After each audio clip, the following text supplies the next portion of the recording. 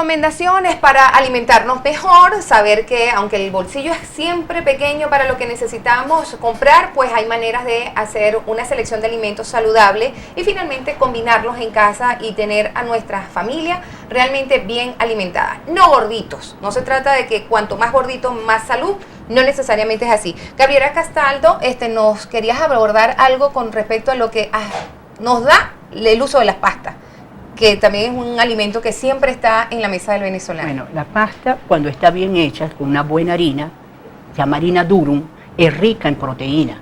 Por eso es que cuando el tetero ese, cuando lo hacía, todavía le quedaba ahí proteína, ¿ok? Pero, ¿cómo sé que es pasta durum? Lo dice. Todos los deben decir. Dice sémola. Okay, cuando la compro, mamá tiene que saber que diga sémola de durum. Aunque sea blanca, por lo menos nutre. Normalmente todo lo que es harinas blancas son calorías vacías, calorías blancas que no nutren, no alimentan. El azúcar es una caloría blanca, ¿ok? No te va a alimentar, es más te hace daño, te desnutre, porque en la naturaleza no existen sustancias libres, o sea, siempre todo está combinado.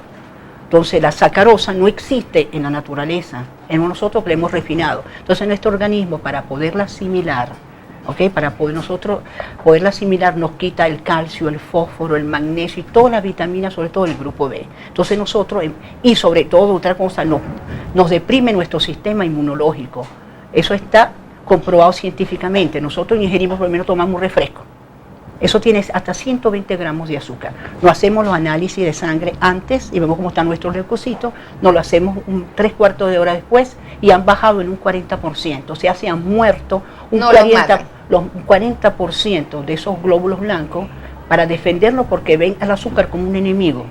Entonces eso nos deprime nuestro sistema inmunológico y una prueba muy importante de eso es que lo que dispara el crecimiento de la célula cancerígena son dos.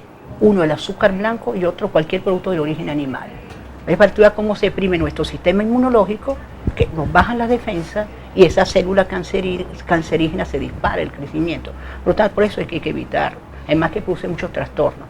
Y en cuanto a la pasta, bueno, ideal sería conseguirla integral, pero eso está muy difícil. Entonces tenemos que, como dice David, agregarle unas buenas salsas que tengan tomate, que tengan todos los vegetales que le podamos poner. Yo les pongo unas cuantas cosas, yo le pongo que si calabacín, le pongo berenjena y con eso la voy enriqueciendo. Eso hace que el cuerpo pueda tener pues una digestión mucho más saludable, sí, y que no se nos quite entonces esos otros elementos también nutricionales que debemos mantener, como por ejemplo el calcio. Sí. Por cierto, que en estos momentos también en Venezuela hay muchísimos casos de osteoporosis y a muy temprana edad. Antes uno veía estos casos para los adultos mayores, oye sí, hay que comprarle el calcio a los abuelos, pero estamos viendo que ya como que las edades pues van cambiando. En el caso de una enfermedad tan dura como la diabetes, también vemos que son niños, incluso sí, los que ya están padeciendo, y no es porque han nacido con ella, que hay unos casos muy particulares. ¿Hasta dónde entonces es la alimentación la que está promoviendo este tipo de enfermedades y qué podemos hacer para prevenirlas? Y más allá de prevenirla, en el caso de que alguna de las personas que nos esté viendo ya la padece, ¿cómo hacer a través de la medicina alternativa, David? Y en el caso de la diabetes, como tú lo mencionabas, de hecho la diabetes se ha vuelto una pandemia a nivel mundial, ¿ok? Ya no lo sufren ya los adultos, sino sufren niños a temprana edad. Y es básicamente inducida por el tipo de nutrición que llevan, ¿ok? Alimentos como los que hablamos ahorita, los enemigos blancos, la sal, el azúcar, las harinas blancas, inducen diabetes, ¿ok? Básicamente porque aumentan los niveles sobre todo el azúcar blanco aumenta los niveles de glucosa en la sangre y hacen que el páncreas tenga que segregar una sustancia que se llama insulina para neutralizar ese exceso de glucosa, y el consumo prolongado o frecuente del azúcar hace que el páncreas tenga una sobrecarga en la segregación de insulina, y eso termina debilitando su función de segregación de insulina y termina la persona volviéndose diabética. Entonces vemos como niños a temprana edad son acostumbrados a comer muchas golosinas. Sin quererlo se les induce una dieta altamente rica en harinas. Entonces, claro, con el tiempo simplemente se vuelven diabéticos. Eso perfectamente podría ser corregido buscando sustitutos de ese tipo. Primero, en vez de darle golosinas, darle frutas, frutas secas, que suelen ser muy dulces, pero no producen los daños que produce el azúcar blanca. Sustituir golosinas por frutas secas y las nueces, las semillas, avellana, almendra, ese tipo de semillas, frutas secas también. Y obviamente ir sustituyendo las harinas blancas por harinas más integrales. En el caso de los niños sabemos que, bueno, una chupeta es el regalo perfecto, es el amor consagrado en una bolita de azúcar, pero es el veneno perfecto, entonces. Sí, es el veneno. Es lo que perfecto. estamos dando. Correcto. Ahora, ¿cómo deberíamos hacer nosotros las madres ese tetero? Porque empezaríamos hablando desde el tetero, que le empezamos a colocar el azúcar. No es necesario el azúcar en el tetero. No es necesario. Es cuestión de hacerle el gusto al niño, ¿no? Porque uno básicamente le puede inducir el gusto a lo que más o menos puede ir direccionando el gusto que él pueda ir adquiriendo, ¿ok? Pero claro, si nosotros lo acostumbramos a un tetero dulce, él siempre va a querer tu tetero dulce, más que el azúcar, al igual que las drogas, produce adicción. ¿Okay? Adicción porque el cuerpo se acostumbra a tener ciertos niveles de glucosa y cuando ya no los tiene por no consumir el azúcar se deprime. Entonces necesita volver a recuperar esos niveles de glucosa, necesita volver a consumir azúcar. Entonces crea un ciclo de adicción. Entonces simplemente al darle cantidades reducidas o controlarle esas cantidades de azúcar o sustituirlo por otros edulcorantes, nosotros podríamos salvarlo de garantizar la salud realmente de nuestros niños. Ahora fíjate, tú has hablado del azúcar y de esa depresión cuando somos dependientes y muchas veces tenemos amigos, compañeros de trabajo que nos dicen estoy bajo de azúcar, necesito salir a comprar un chocolate. Entonces la respuesta, ya no puedo comer esa chupeta que de niño comía, quizás algunos sí los vemos comiendo chupeta, pero en condiciones naturales se van al chocolate. El chocolate puede ser también un factor importante a la hora de presentar algún tipo de enfermedad. Hay versiones en donde plantean que el chocolate es salud, el chocolate nos da alegría, nos pone súper activos. ¿Hasta dónde el chocolate puede favorecernos o atacar nuestro sistema? Fíjate, el chocolate en sí como alimento es un alimento saludable. El problema es el azúcar que se le agrega al chocolate. Ahí viene el problema, ¿ok? Porque inclusive el chocolate estimula la segregación de ciertas hormonas que nos producen felicidad, de ciertas sustancias que nos producen felicidad. El problema está cuando ya se mezcla con azúcar, que ya te dan efectos colaterales propios del azúcar, ¿ok? Normalmente cuando el ejemplo que tú mencionas que mira, me siento down, necesito comerme algo, una chuchería, eso es para subir los niveles de glucosa, pero no necesariamente se necesita azúcar para subirlos, tú puedes usar cualquier otro tipo de sustituto. El azúcar presente en las frutas, la fructosa hace el mismo efecto. El chocolate, el plátano le dicen la fruta de la felicidad porque contiene una serie de sustancias que precisamente te ayudan a generar endorfinas. Por ejemplo, que son hormonas asociadas a la felicidad, al bienestar. No necesariamente es el cambur, es el plátano. El plátano es mejor aún que el cambur.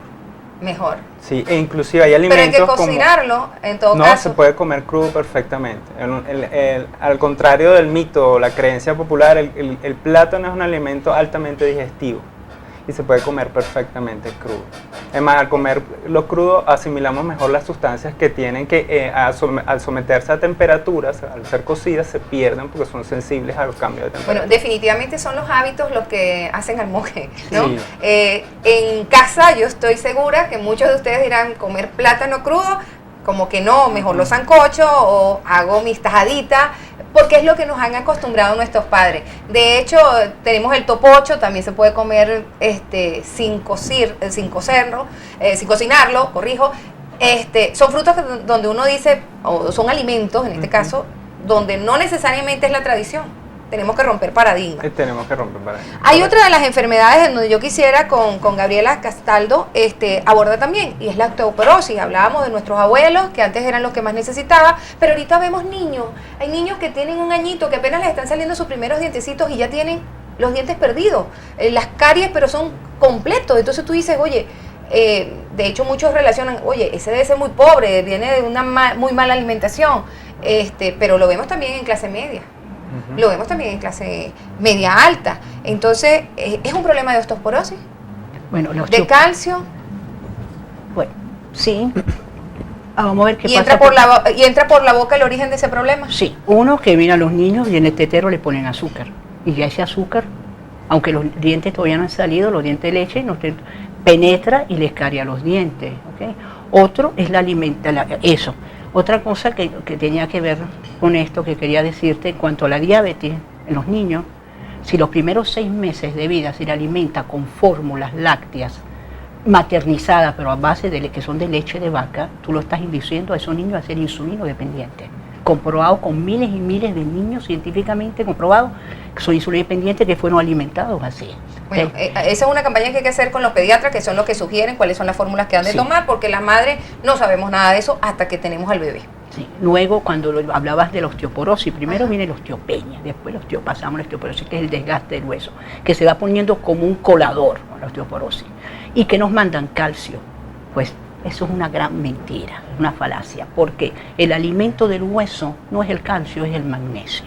Entonces nosotros nos dicen, no tienes que tomar mucha leche de vaca, y eso es lo que nos va a producir a nosotros, ¿qué? Descalcificación, no calcificación, porque la leche de vaca es ajena a nuestra naturaleza. Es para alimentar un becerro que a los pocos meses cuadruplica su peso y tiene 4 estómagos para digerirlo. Nosotros no fuimos hechos para digerir la leche de vaca, por lo tanto nuestro organismo, igual como te decía, lo rechaza como si fuera un enemigo, y para poderlo asimilar nos descalcificamos, porque nos quita el calcio, el fósforo, el magnesio, todas las vitaminas. Entonces, me dicen que estoy en el último minuto. Okay. ¿Qué sugerimos para evitar la osteoporosis? Uno, yo lo que lo mandamos los pacientes, lo primero, mira, me vas a, por favor, evitar los lácteos y la leche de vaca. ¿Okay? Y le mando alimentos ricos en magnesio, ricos en selenio, ricos en calcio. Nombres y apellidos. Vamos a hablar del calcio, que todo el mundo se preocupa. El durazno es riquísimo el calcio. El garbanzo, que son cosas fáciles. La almendra, una almendra tiene tanto calcio como un vaso de leche de vaca. El nabo, o sea, los come nabos. Mira, no, el nabo es riquísimo en calcio. Ves que lo tenemos todo ahí. Nosotros nosotros nos vamos a enfermar y nos produce osteopenia y pasamos a la osteoporosis cuando sin necesidad alguna. Claro, pero cuando no sabemos, pues estamos caminando en plena oscuridad.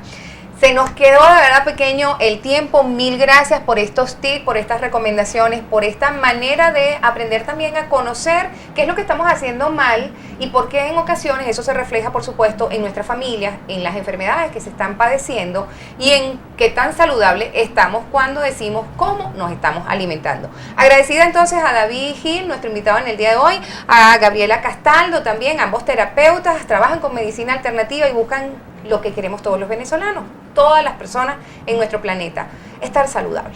Amigos, de esta manera nos despedimos. Esperamos que este programa pues sea de provecho para toda la familia. A mamá y a papá, el mensaje de cada día. Cada vez que nos conseguimos y cada vez que yo consigo los abuelos en la calle, me fortalezco de la decisión que un día tomé con mi papá, porque después de más de casi 30 años sin darnos abrazos, más que los 31 de diciembre, él me decía, quiero abrazos. Quiero abrazos y nuestros abuelos quieren abrazos. No todos lo dicen, no todos lo piden, así que abracen a su familia, a los hijos, a las parejas, de pie, cargados de energía positiva. Recuerden, es muy duro dar un abrazo en el momento del dolor, es muy duro también recibirlo, así que bendecidas a esas familias, Dios nos da vida, vamos a abrazar a los nuestros con mucha felicidad. Los espero en un próximo programa. Adiós.